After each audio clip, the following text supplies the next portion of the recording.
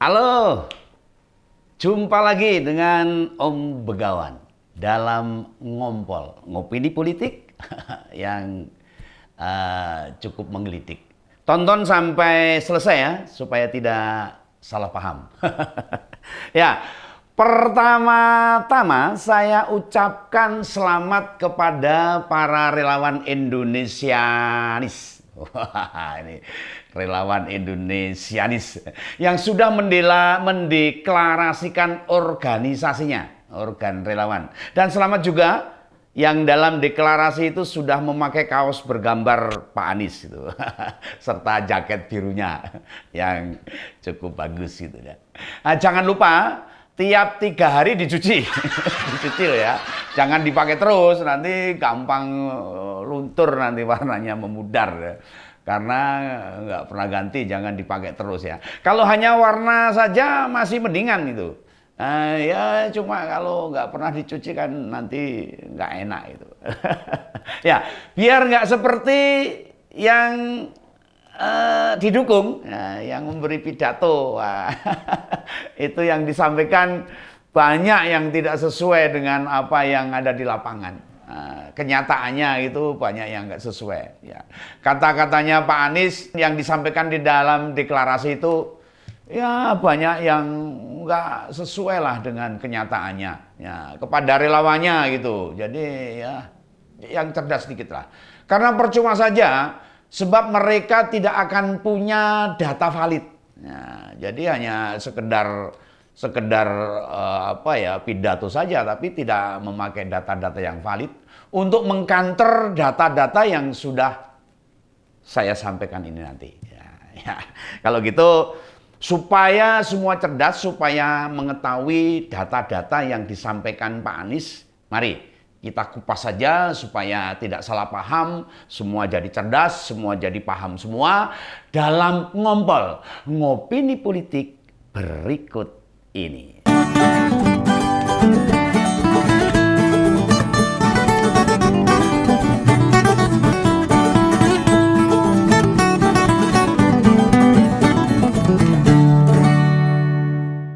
Nah, sebagai seorang yang pernah bergelar profesor, wah profesor ini gelar yang tertinggi itu, profesor itu, mantan rektor Universitas Paramadina, oh, hebat, mantan menteri pendidikan, oh, kurang apa ya, harusnya berani jujur Pak dalam menyampaikan sesuatu di depan publik. Ya.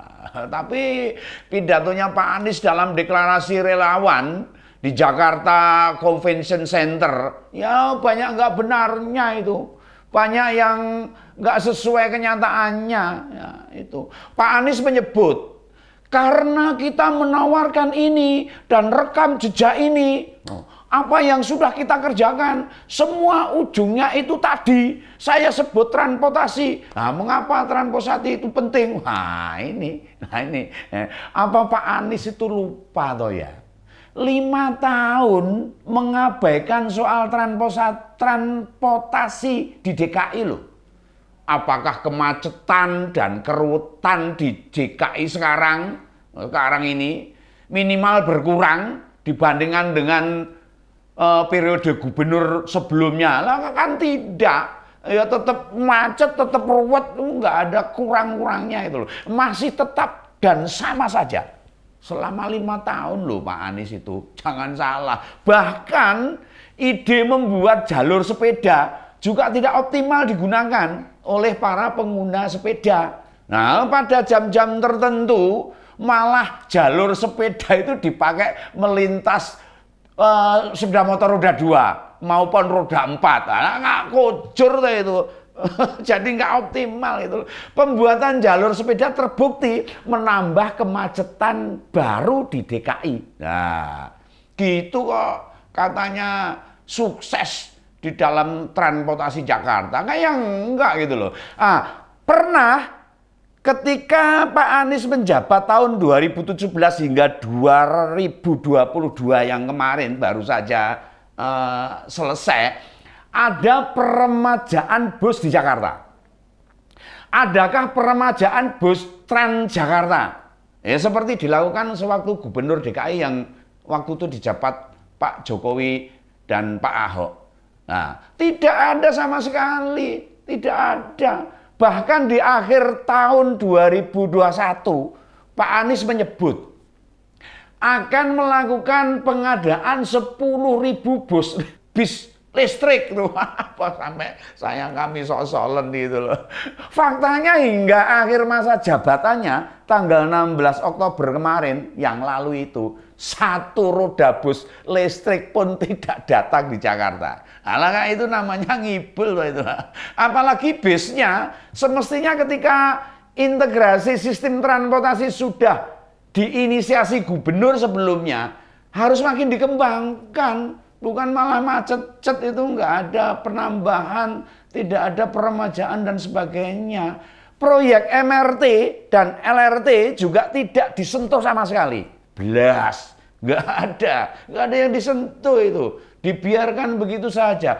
Padahal roadmap pembangunan kedua transportasi itu sudah ada. Dibangun oleh gubernur-gubernur sebelumnya. Tapi kenapa tidak dikembangkan, tidak diperbaiki? Nah akhirnya kan ya sama saja. Nggak ada yang dikerjakan gitu loh. Nah, apakah DKI tidak punya uang?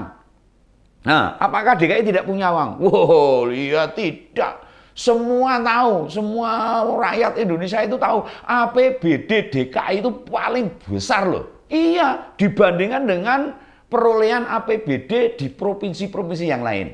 Ya, bisa dikatakan mengintegrasi sistem transportasi DKI antara Transjakarta, MRT dan LRT sebagai upaya mengentaskan keruwetan, kesemrawutan maupun masalah ketersediaan alat transportasi publik yang memadai. Waduh, saya ingat awal menjabat itu loh ya, Pak Anies pernah berangkat ke kantor bersepeda loh. Iya, naik sepeda itu, nggak tahu itu mau apa itu, ya nggak tahu kok dia pakai sepeda itu. Setelah itu ya tidak pernah lagi, ya tetap pakai mobil mewahnya, nggak pernah bersepeda itu loh. Nah, inilah problem memimpin yang rutin berada di tempat-tempat tertutup, hanya berkumpul dengan orang-orang kaya, dengan pengusaha, dengan orang-orang yang tidak punya masalah sehari-hari. Iya toh, kebijakannya tidak pernah pro rakyat. Padahal jika kita tahu, Pak Heru itu loh, Pak Heru Budi Hartono ketika menggantikan Pak Anies yang baru saja, harus banyak loh mengembalikan kebijakan-kebijakan yang baik dan yang sudah dijalankan oleh Pak Jokowi waktu jadi gubernur, maupun Pak Ahok yang meneruskan Pak Jokowi waktu itu. Nah, faktanya memang tidak banyak bekerja Pak Anies itu. Nah, sama sekali tidak menyentuh proyek LRT Jakarta kok. Sebab dia tahu jika cawe-cawe maka berpotensi menggusur ribuan orang. Wah, itu resiko. Maupun bangunan banyak yang digusur kalau dia cawe-cawe proyek LRT gitu loh. Akibatnya tahun 2024 maju dalam pertarungan Pilpres, kejadian penggusuran itu bakal jadi rekam jejak yang buruk bagi Pak Anies itu loh. Nah, proyek LRT Jakarta sendiri yang terakhir sampai di Tris Velodrome ya toh, ke Kelapa Gading sejauh 5,5 kilometer. Catatannya buruk loh.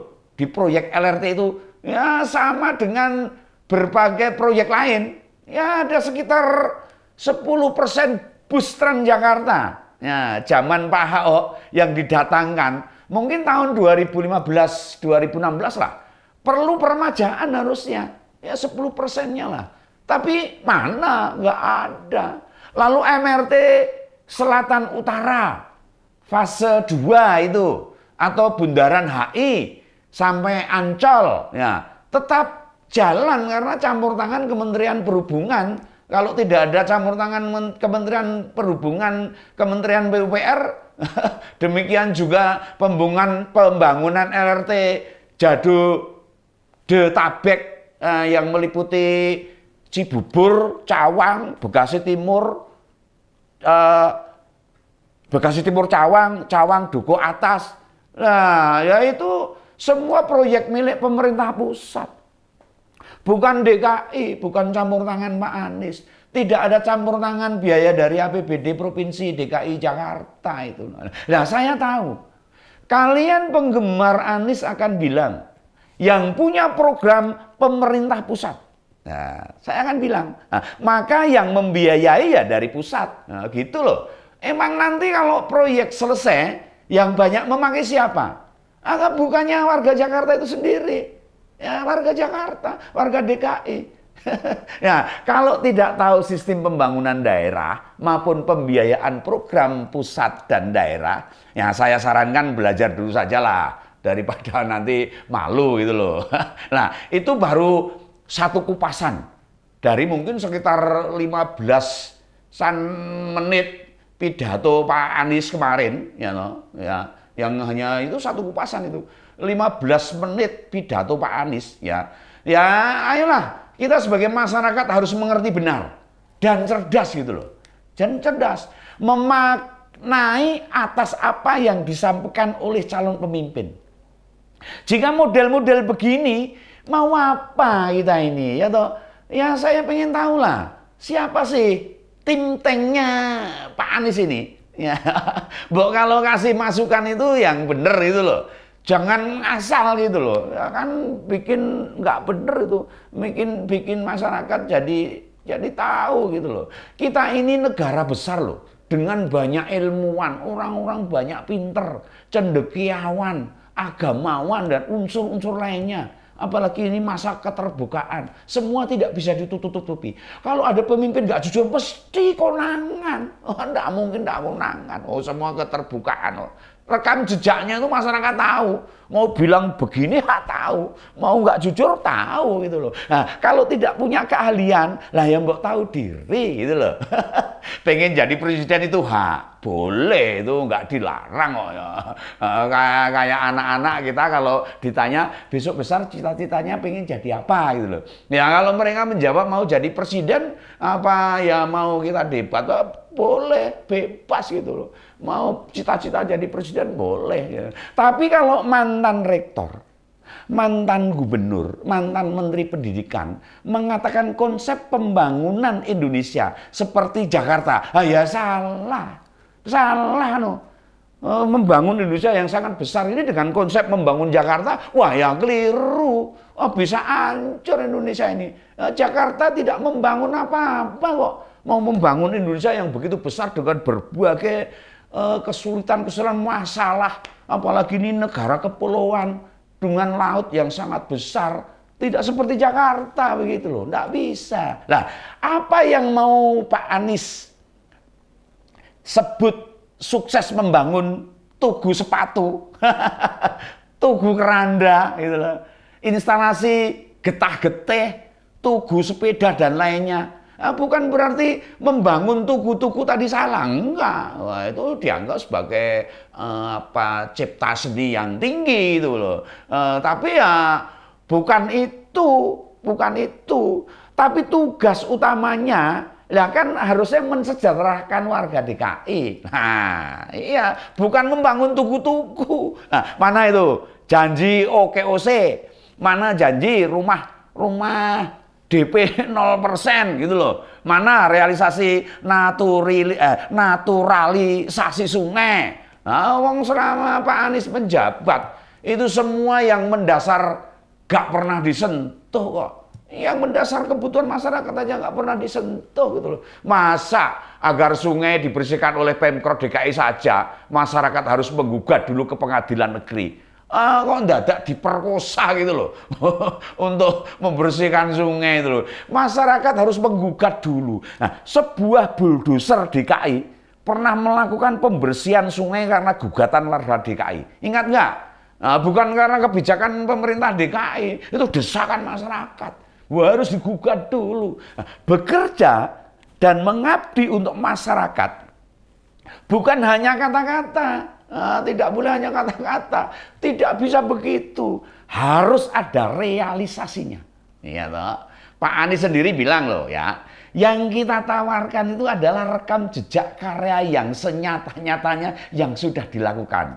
Lah rekam jejak kayak karya Pak Anies di Jakarta itu apa? Rekam jejaknya seperti apa itu? Yang saya tahu itu ya Formula E, Stadion JIS itu loh. Itu semua tidak ada dalam materi kampanye jenengan loh waktu itu dengan Pak Sandiaga Uno itu nggak ada itu. Tiba-tiba muncul itu program itu Formula E itu. Lah kok malah itu yang dibanggakan. Nah sebagai warga negara yang melek politik ya pidato Pak Anies kemarin ya membingungkan gitu loh. Ya malah kadang-kadang bisa menyesatkan gitu. Karena tidak ada kenyataannya di dalam membangun kesejahteraan masyarakat. Nah, monggo teman-teman silahkan nilai sendiri. Nah, jangan Om Begawan yang menilai. Apakah menurut jenengan beliau itu layak enggak sebagai calon presiden 2024 mendatang? Nah, itu panjenengan yang menilai. Ya, menurut saya ya nggak ada cocok-cocoknya lah kalau menurut saya. Kalau ada lagi materi Pak Anies atau capres siapapun yang ngawur ya akan kita bedah lagi. Bukan hanya Pak Anies loh. Saya bukan tidak senang dengan Pak Anies. Saya hanya mengupas tentang materi-materi yang disampaikan tetapi tidak sesuai dengan kenyataannya. Itu aja. Bukan orangnya. Orangnya saya nggak ada permasalahan. Saya hanya mengupas tentang materi-materi yang disampaikan tidak sesuai dengan kenyataannya saja. Nah, ini capres siapapun yang ngawur akan kita bedah. Nah, supaya tidak ada klaim sepihak dan masyarakat tidak tahu apa yang sesungguhnya terjadi. Nah, gitu tak? Ya, gitu dulu teman. Saya kira biar semua cerdas, biar semua tahu dan semua paham gitulah. Ya, gitu ya. Cocok kan? Nah, gitu dulu. Sampai ketemu pada ngompol berikutnya, ngopini politik yang menggelitik, penuh intrik, tonton sampai selesai. Nah, kita jumpa dalam ngompol berikutnya. Salam dari Om Begawan.